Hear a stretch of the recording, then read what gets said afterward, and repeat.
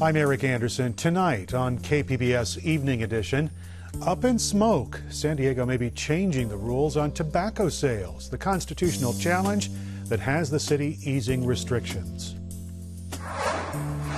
Mayor Faulkner saved the date for a special election in December. I'm Peggy Pico with why the vote to fund a new Charger Stadium and how much the special election could cost taxpayers.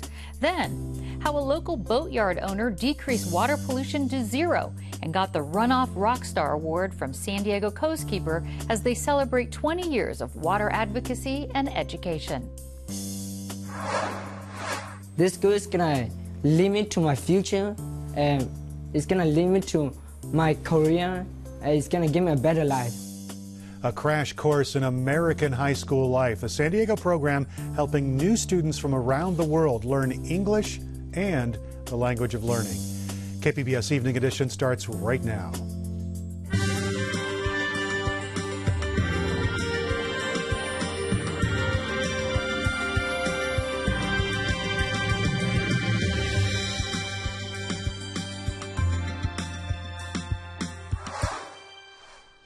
Good evening. Thanks for joining us. Dwayne Brown is off.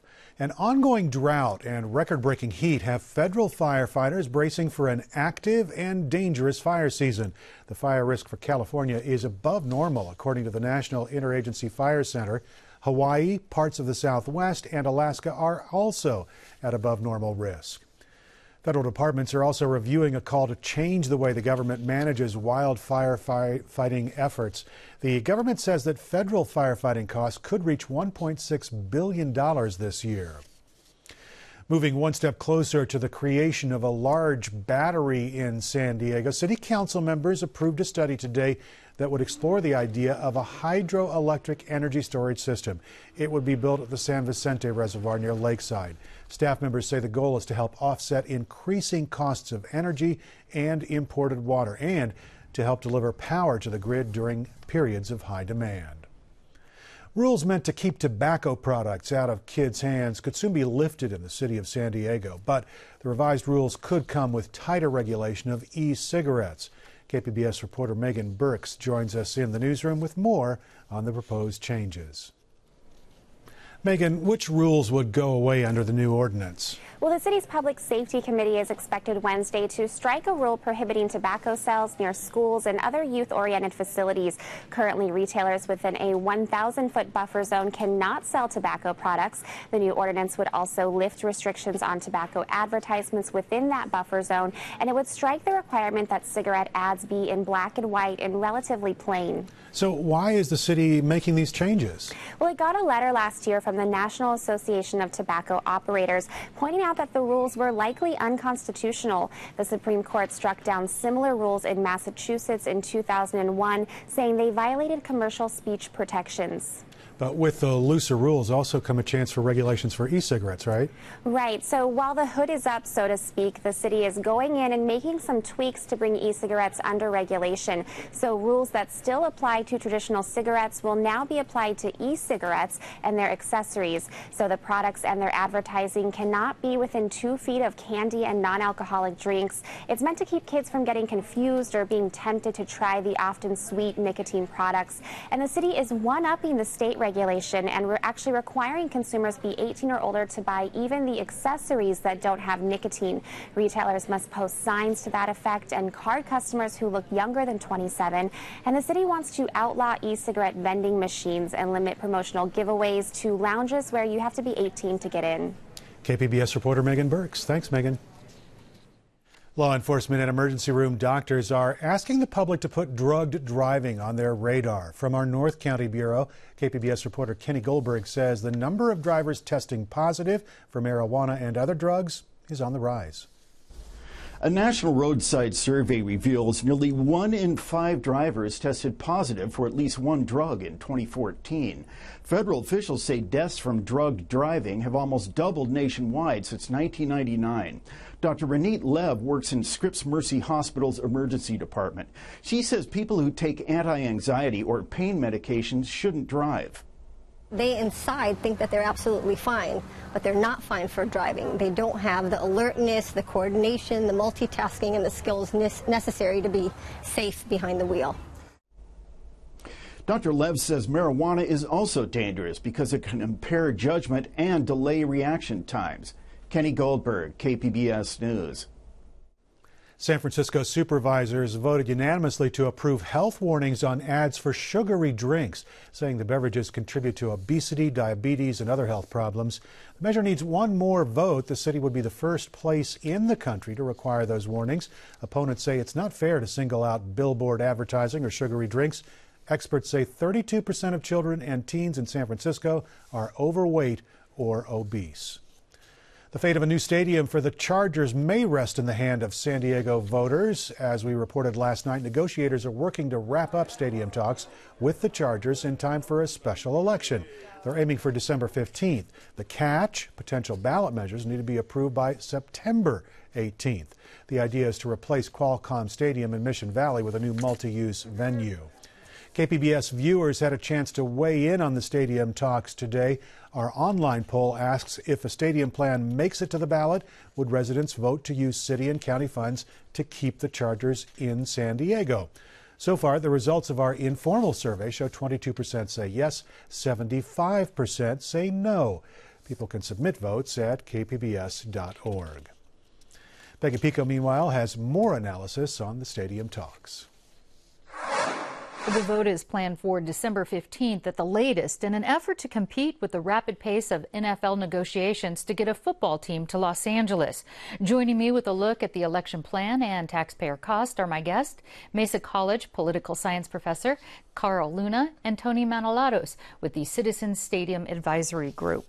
And Tony, a vote for this is not actually required. So why do you think the city and the county are so committed to holding a special election?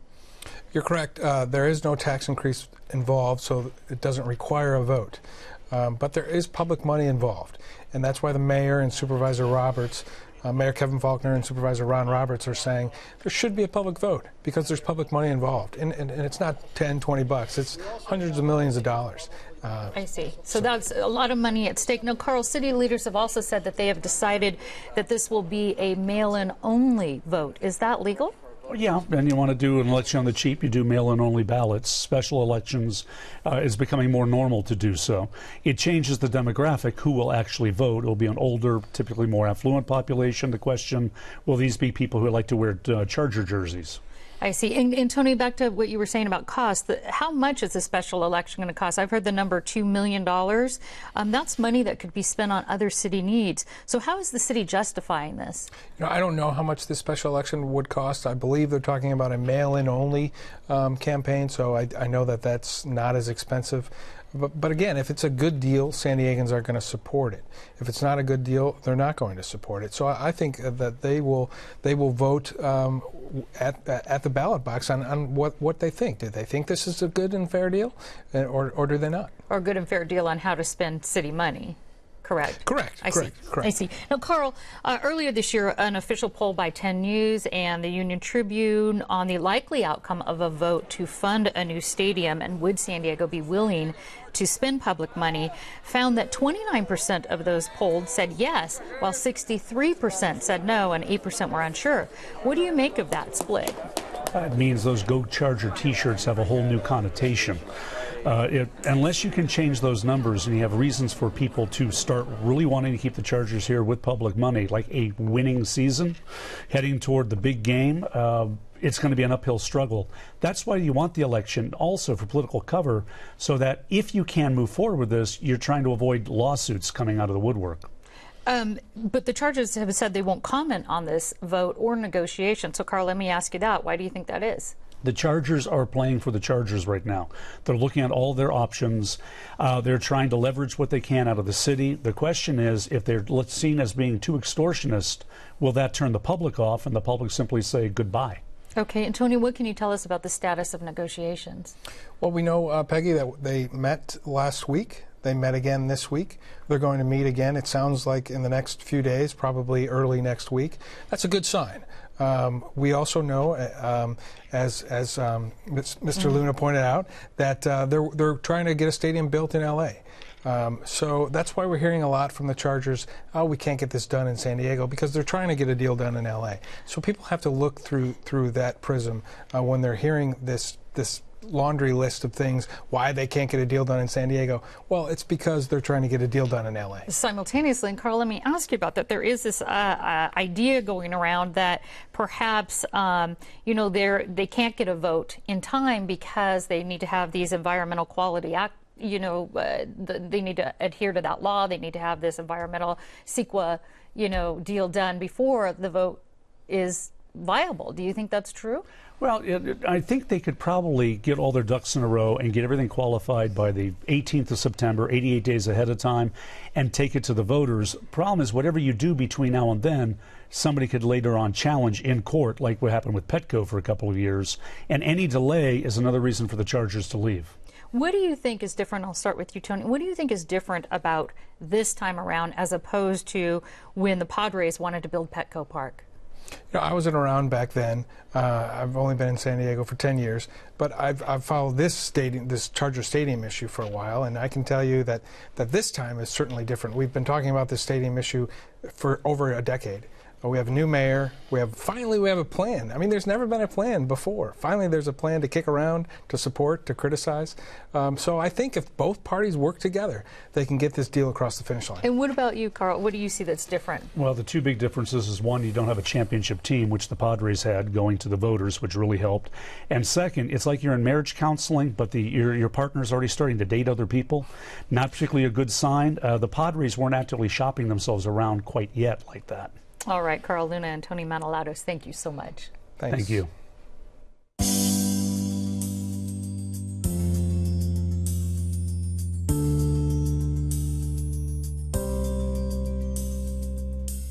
Supporters call it a crash course in American high school life. There is a San Diego program that's helping new students from around the world. KPBS reporter Matt Bowler says the students are learning English and the language of learning. Where I was a Thailand refugee camp, every day of our life, every morning, my parents will wake me up at 3 a.m. where to travel 2 hours to get to the place where my father make a trip. 18-year-old Shamo La remembers foraging for food in the forest with his father and brother. We just go back into the forest that close to our village, and then we go look for bamboo shoot, vegetable, and then any vegetable that we find, we just get it, and then in order for us to have to eat in the next day. One day his family got the news they were moving to the United States. They ended up in San Diego, and La started high school. The first day where I come to Crawford High School, I don't know how to speak English. If you think about what it would be like to pick up and move at a high school or secondary age, and not only to move to a whole new city, but to move to a new country, to move to a new language, to move to a new style of society. A Western society is very different. That's Sky Cook Pignon. She teaches in Crawford High School's New Arrivals Center. As many as 10 languages are spoken by new arrival students. Many of them come from troubled places like Somalia, the Sudan, refugee camps in Thailand. This intensive class was created for students who have big geopolitical situations hit them head on. The kids come to us, and many of them have had situations that have caused them to either had an interrupted amount of education or no education at all. They start at the very beginning. So we're realizing that we have to teach them sometimes how to be a student. For 7 years, the San Diego Unified School District has given students new to English and new to school a special class to help them grow into American high school life.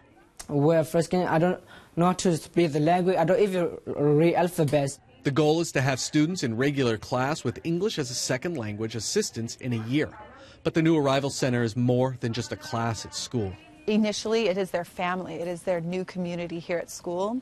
Saying NAC teachers are deeply invested in student success is an understatement. We had a student this year who was struggling with some behavior issues that were stemming from some of the sort of traumatic experiences he had. And we had another student who, she was having apparently some psychological problems and just having that were manifesting themselves both in her schoolwork but also physically.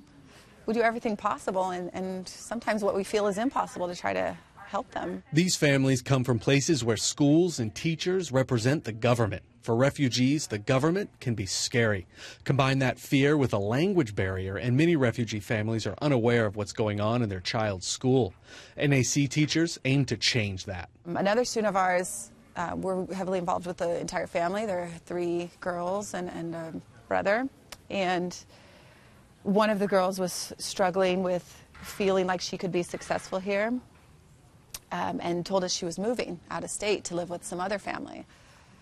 So we went to her house. I mean, we can't give up on them and just say, okay, well, good luck. Hope you do okay.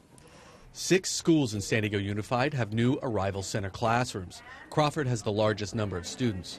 For these students, graduating from high school is a huge accomplishment because it means the students go from learning the language of English They teach me alphabet to speaking the language of learning. I have a big hope in this school. This school is gonna lead me to my future, and it's gonna lead me to my career, and it's gonna give me a better life. After 4 years and lots of work, Law's high school journey at Crawford is coming to an end. Right now, I'm about to graduate. I'm very excited to get into a real world, and then to get out to my path, like get out to my future goal. And then I'm gonna go to college soon, and then like try really hard to get my nurse degree, and then get my ND. Law is set to start at San Diego City College in the fall. Matt Bowler, KPBS News. Santa Barbara's oil spill is inspiring legislative action. A group of state lawmakers have formed a committee and introduced a series of bills to help prevent oil spills in the future. Some lawmakers are also using the event as a way to bolster their argument against offshore oil drilling. They're expressing concerns about oil industry, the entire oil industry along the coast. If we had been able to respond more quickly, we perhaps would not be seeing the kinds of degradation along that coastline, the tar balls that perhaps just coincidentally or otherwise have shown up in Ventura County, in Hermosa Beach, in Long Beach, all along the coast of California. The legislation would also mandate more pipeline inspections. San Diego Coastkeeper celebrates 20 years of education and advocacy for our local waterways and water supply. Peggy Pico finds out what's next. Protecting and restoring swimmable, fishable, and drinkable water. These are some of San Diego Coastkeeper goals. Joining me with a look at accomplishments and next steps are Executive Director of the organization, Megan Behrens, and Tom Nielsen, co-owner of the local boatyard Nielsen Beaumont Marine, the winner of the Coastkeeper Runoff Rockstar Award. Congratulations. Thank you. Now, Megan, what are some of the key accomplishments or victories, as you call them, for San Diego Coastkeeper in the last 20 years? It's been a really exciting 20 years. We were founded by 2 people who just cared about the water, San Diego Bay in particular, in 1995. And since then, we've grown to a county-wide movement called San Diego Coastkeeper.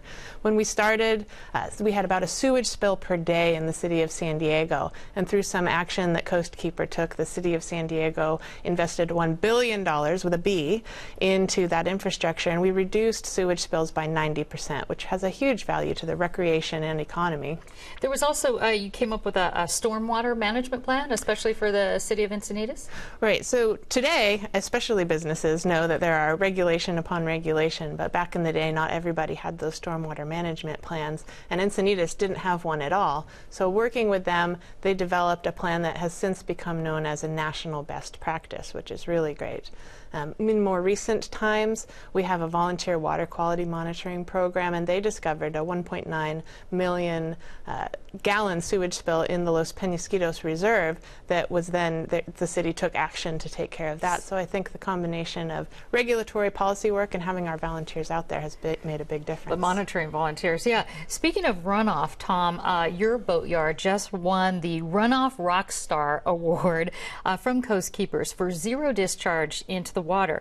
What types of pollutants or runoffs are typically spilled into the bay or ocean from a boatyard? The biggest concerns when we haul the vessel out of the water, we hydro wash the bottom to clean the bottom, and it's got copper, mostly copper paint on there. So the issue is really copper or cuprous oxide and zinc. that get runoff from cleaning heavy the metals boats. that get into the bay. Okay, well, we actually have this time-lapse video of your remodeling or restructuring of your boatyard. And how did you get your runoff to zero? Well, we try to capture the pollutants in process. So when the boat hauls out and we clean the bottom, that water is put through a filtration system and recycled, and we reuse that water. In addition, we have a sweeper machine that goes around and we sweep up and vacuum the yard, keep it clean, and picks up down to a 3-micron particle. We use vacuum tools and sanding operations, and so we're very careful about picking up the contaminants in the process. Now, this is beyond what's required by environmental law, and it must have cost a lot of money. So why'd you do it? Well, if you're going to do it, let's do it right. So I spent a lot of time thinking about it and did a lot of discussing with other people, looked at some other ideas, and came up with this plan. And I wanted to do something beyond what ever could happen in the future for regulation. I want to go past what anything. I don't want to have to deal with changing it later. So we've eliminated 100%. Okay, and Megan, besides runoff here, what else is Coastkeeper working on today? Well, we'll continue to work on stormwater because the runoff problem is San Diego's biggest. But the drought clearly is a concern for a lot of people, and we're very involved in that. Tell us, just going back to that, why is stormwater such a big deal for San Diego? Well, when you think about places and pollution, a lot of times people think of one big bad, right? A big facility or a company or something that's happening. In San Diego, we don't have that. We're highly urbanized. We have a lot of the pervious pavement, so asphalt, concrete, that sort of thing. So every action we take, whether it's putting fertilizer on some plants in our yard or just the copper dust that comes off our brake pads in cars, ends up in the street, and when it does rain, that runs into the storm drains, which go directly to waterways. Let's talk about the next 20 years. Let me start with you, Tom. What would you like to see happen here in San Diego as far as improving water? Well, what comes to my mind, I'm in the boat business, and one of the issues that I'm concerned about is underwater hull cleaning. So I'd like to see that get under control. It's out of control right now, and it needs to get under control. All right. And there's direction in that direction. So. Oh, good. Some movement there. And Megan, how about you? Some goals for Coastkeeper over the next 2 decades? Well, we're growing. That's great news. And we'll be adding staff to deal with some of these issues. And, looking at Tom, and one of the reasons that we presented him with the Runoff Rockstar Award is that we want to work with businesses and with the government to come up with solutions. We have folks approach us and say, we've really done our best, and we want to help you bring the community into compliance because these other guys over here, they don't know what they're doing, so we need to educate them. And then again, just working on the drought, helping people find the resources they need to conserve more water will be a big issue. Well, I'm sure we'll be following you on that. Megan Behrens and Tom Nielsen, thank you so much. Thank you. I'm Judy Woodruff on the next News Hour. Iraq's ambassador to the U.S. on the fight against ISIS and the future of his embattled country. That's Tuesday on the PBS News Hour. The fate of Amelia Earhart remains a mystery nearly 80 years after her disappearance. Now we have new video of the aviator before her last flight. Associated Press reporter Raquel Maria Dillon shows us the famous pilot cooling her heels before her attempt to fly around the world. Today, and we're going to... It's a remarkable piece of film, not 3 minutes long, and it shows Amelia walking around her aircraft. The owner of this film kept it squirreled away in a box for decades. After his death, it took 20 more years before his son brought it to publisher Douglas Westfall. This particular film came from a friend of mine who I met in one of my lectures. He is the son of the man that took the film, John Bresnik. John was Albert Bresnik's brother. Albert was a photographer for Amelia Earhart, and this is the last photo shoot of Amelia Earhart before she leaves California forever. Westfall and the author of a new Earhart book say the film was shot in 1937. This was after she crashed in Hawaii and had to wait while her plane was rebuilt before she could restart her journey around the world. The pictures that we've seen for years, now you get to watch the photographer taking those exact shots. You see Albert on the ground with his big camera, and he's on his back and he's shooting upwards towards Amelia, and she's like, kind of towering, you know, up there by her, over him, like on this plane. It's how the world saw Amelia. She, you know, was this heroine, and she was this sign of hope in the Great Depression. She was the true breakout feminist. She is the one who allowed women to do things that only men had done before. Experts who've seen the film say it's authentic, but some question whether it was made in March or May of 1937. It is an original piece of 16mm acetate film from the 30s. It will burn. But to be able to hold it for a minute and relish in the fact that it's a piece of America's history is remarkable. A rare look at Earhart before she vanished without a trace. I'm Raquel Maria Dillon, The Associated Press, Orange, California.